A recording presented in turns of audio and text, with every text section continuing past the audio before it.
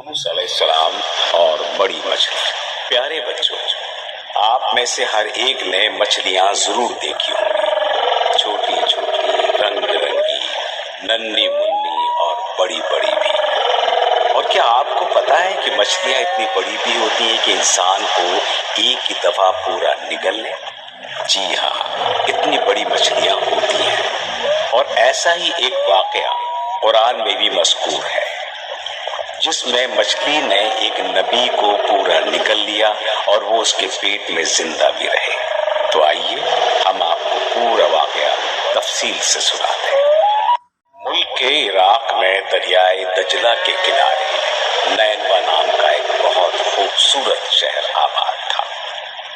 اس شہر کے اندر اور آس پاس 1,00,000 افراد رہتے تھے۔ اللہ تعالیٰ نے اس شہر کے رہنے والوں کی ہدایت کے لیے ایک نبی بھیجا۔ اس نبی کا نام حضرت یونس علیہ السلام تھا۔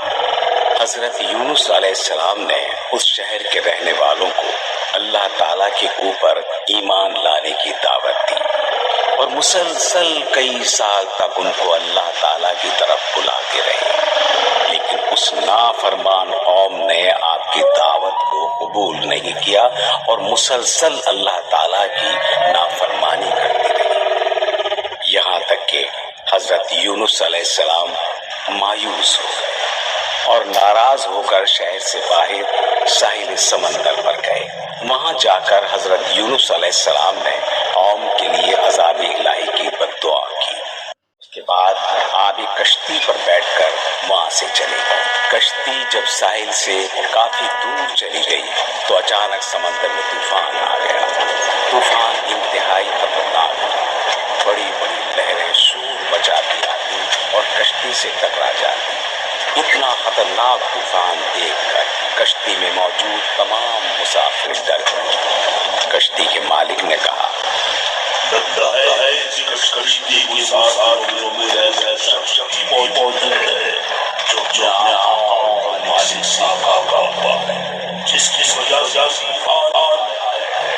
لہٰذا تمام مسافروں کے نام پر کر قرآن نازل ہے، جس کے ساتھ نام کی پرچی لے اسے کشتی سمندر میں۔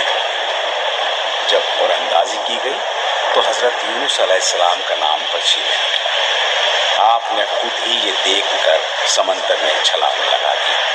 جیسے ہی آپ سمندر میں گرے اسی وقت طوفان تھم گیا اور ایک بہت بڑی مچھلی آئی اور حضرت یونس علیہ السلام کو ایک ہی نوالے میں نکلا۔ اب حضرت یونس علیہ السلام اس مچھلی کے اندھیرے پیٹ میں قید ہو گئے۔ حضرت یونس علیہ السلام نے گڑ گڑا کر اور رو رو کر اللہ تعالیٰ سے دعا کی اور مدد مانگی۔ اللہ تعالیٰ نے حضرت یونس علیہ السلام کی دعا کو سن لیا اور مچھلی کو حکم دیا کہ آپ کو زندہ سلامت اپنے پیٹ سے باہر نکال دے۔ اللہ تعالیٰ کے حکم کے مطابق آپ کو سمندر کے کنارے پر آ کر ساحل کے نرم ریت پر اپنے پیٹ سے باہر نکال دیا۔ آپ علیہ السلام مچھلی کے پیٹ میں رہنے کی وجہ سے بہت کمزور تھے اور چل پھر نہیں سکتے تھے۔ اللہ تعالیٰ کے حکم سے کدو کی ایک بیل فوراً اگی اور بڑی بھی ہو گئی اور اس نے آپ پر سایہ کر دیا۔ اللہ تعالیٰ کے حکم سے ہی ایک ہرنی آ کر آپ کو صبح و شام دودھ پلائے جایا کرتی تھی۔ اس طرح آپ دوبارہ صحت مند ہو گئے۔